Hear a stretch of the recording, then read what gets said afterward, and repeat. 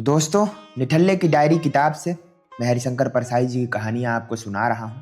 और इस कहानी का अगला जो टाइटल है वो होगा कि कोई सुनने वाला नहीं है। तो चलिए इस कहानी को आगे बढ़ाते हैं। वह सड़क के किनारे के मकानों में रहने का पूरा फायदा उठाता था।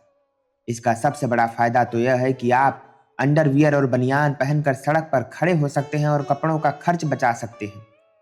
संकोच का कोई कारण नहीं है, क्योंकि सड़क अपने बरामदे में शामिल रहती है। दूसरा फायदा यह है कि मन हमेशा हल्का रहता है। कोई शिकायत मन में उठी कि सड़क पर आकर जो पहला राहगीर मिला उससे कह दी, मन हल्का हो गया। वह दोनों फायदे भरपूर उठाता था। अक्सर मैं उसे अंडरवियर और बनियान पहने बच्चे को कंधे से चिपकाए किसी से बातें करते देखता। अक्सर उसके ये शब्द उसास के साथ कान में पड़ते, बड़ा अंधेर है, कोई सुनने वाला नहीं। इन शब्दों पर अब कोई ध्यान नहीं देता, क्योंकि अब तो हर बच्चा माँ के पेट से निकलते हुए कहता है, बड़ा अंधेर है, कोई सुनने वाला नहीं। मगर उसके कहने के ढंग ने मेरा ध्यान खींचा। मुझे लगा किसी का घर जलकर खाक हुआ जा रहा है। वह सहायता के लिए पुकार लगाता है और जब कोई नहीं आता तो वह सिर पर हाथ लगाकर किनारे बैठ जाता है और कहता है, कोई सुनने वाला नहीं। मुझे लगता इस आदमी के आसपास बेहद दमघोंट धुआं है जो मेरे मुंह और नाक में घुस रहा है। मैं बहुत फुर्ती से सड़क के दूसरे किनारे से निकल जाता। एक दिन वह अकेला खड़ा था। मुझे आता देखकर वह इस किनारे आ गया और नमस्ते की दीवार मेरे सामने खड़े कर दी। बोला, मैंने आपका नाम तो सुना है, पर परिचय का सौभाग्य प्राप्त नहीं हुआ था। मैंने कुछ हाँ हूं किया। वह कहने लगा, आप तो अखबारों में लिखते हैं, कुछ हमारे महकमे की धांधली के बारे में भी लिखिए ना। बड़ा अंधेर है साहब। मुझे लगा धुआं मेरी नाक और मुंह में घुस रहा है। उसने मुझे ऐसे देखा जैसे मैं ही अंधेर कर रहा हूं। बोला, साथ के लोगों का बल्कि जूनियरों का प्रमोशन हो गया, पर हम जहां के तहां हैं।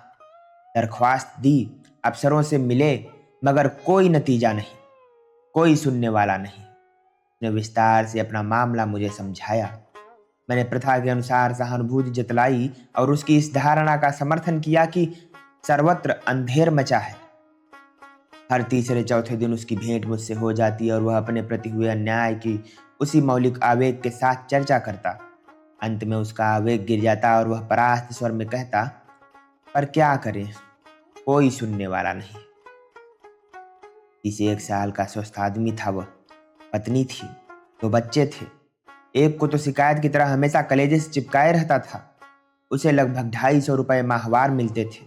ऊपरी आमदनी बहुत कम या नहीं होती होगी, क्योंकि अच्छी ऊपरी आमदनी वाला कभी तरक्की के झंझट में नहीं पड़ता।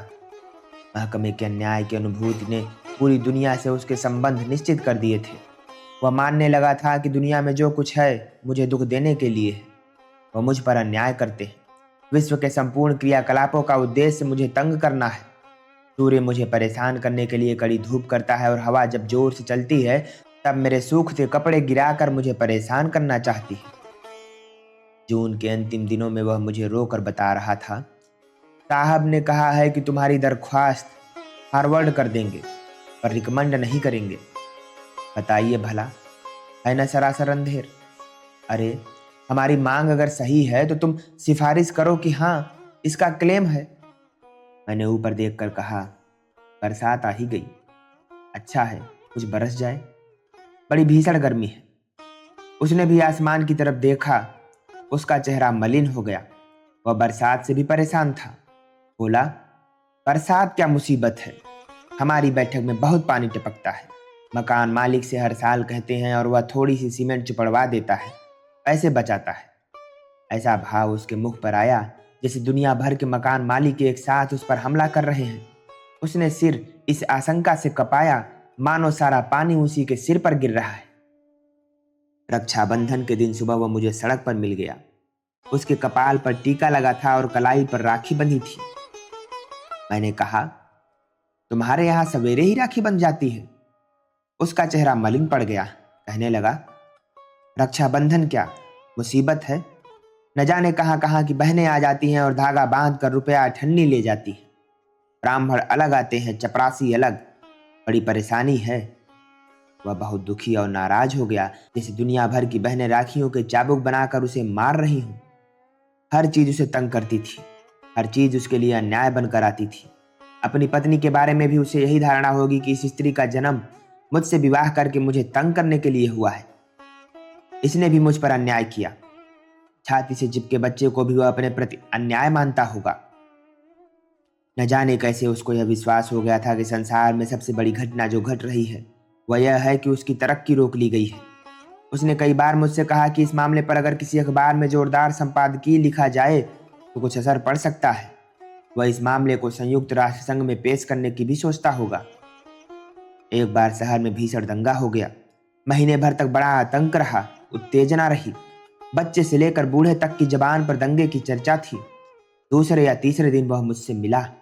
मैंने कहा, बहुत बुरा हो गया यह। ने कहा, हाँ, परसों मैं डायरेक्टर साहब से मिला था। पहले तो कहने लगे कि तुम्हारा क्लेम ही नहीं है। फिर जब मैंने उनके सामने फैक्ट्स एंड फिगर्स रखे तब कहा कि अच्छा, देखेंगे। उसके लिए बाकी संसार का अस्तित्व ही नहीं था। उसने मुझसे कभी नहीं पूछा कि तुम कैसे हो। एक बार मैं 10-15 दिन बीमार रहा। बीमारी के बाद बाहर निकला तो वह मिल गया। बोला, बहुत दिनों में दिखे आप। मैंने कहा, बीमार पड़ा रहा। उसने सिर्फ अच्छा कहा और उसे याद आ गया कि वह खुद बीमार पड़ा था। कहने लगा, पिछले साल मैं भी बीमार पड़ गया था। बीमारी थी सो तो थी, मगर डॉक्टरों ने उसे और हवा बना दिया। इंजेक्शन दे देकर छेद डाले। 100-125 के खर्च में आ गया। वह बीमारी और डॉक्टर दोनों से परेशान था। थोड़ा रुक कर बोला, बड़े साहब के कहने से फिर से रिप्रेजेंटेशन कर दिया है। कहते तो हैं कि कुछ हो जाएगा, पर मुझे कोई भरोसा नहीं है। एक दिन मैंने उसे समझाने का प्रयत्न किया। मैंने कहा, देखो, तुम्हें 250 अभी मिलते हैं, तरक्की मिलने पर 300 मिलने लगेंगे, तब तुम शायद सुखी हो जाओगे। अगर 300 तुम्हें 10 यूनिट सुख दे सकते हैं तो 250 कम से कम 6-7 यूनिट तो दे ही सकते हैं। तो तरक्की होने तक तुम इस 6-7 यूनिट सुख को क्यों नहीं भोगते?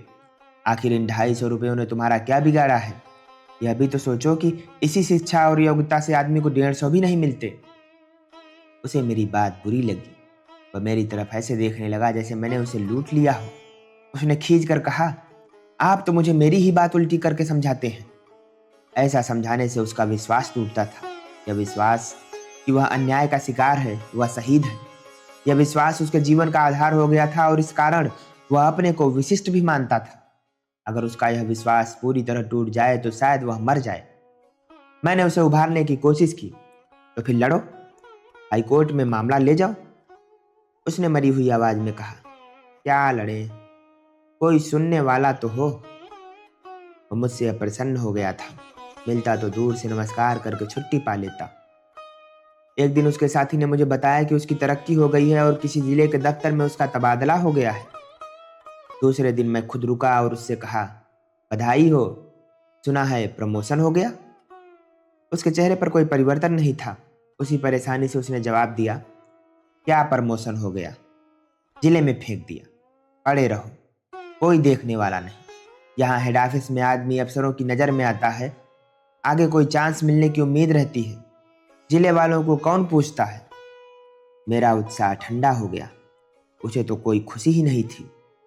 सुना कि वह तबादला रुकवाने की कोशिश कर रहा है, फिर सुना कि उसका तबादला रुक गया है, वह तरक्की पर हेड ऑफिस में ही रहेगा। मुझे जब मिला तो मैंने कहा, अब तो सब ठीक हो गया, तरक्की भी हो गई और ऑफिस में भी रहे आप। उस पर कोई असर नहीं हुआ। उसी तरह गिरे मन से उसने जवाब दिया, हेड ऑफिस में कौन बड़ा सुख है, 10 अफसरों के सामने रहो और सबको खुश रखो। जरा सी गलती हुई कि एकदम अफसरों की नजर में आ गई। इससे तो जिला ही अच्छा था। वहां कम से कम अपने दफ्तर का इंडिपेंडेंट चार्ज तो रहता, कोई ऊपर तो नहीं रहता।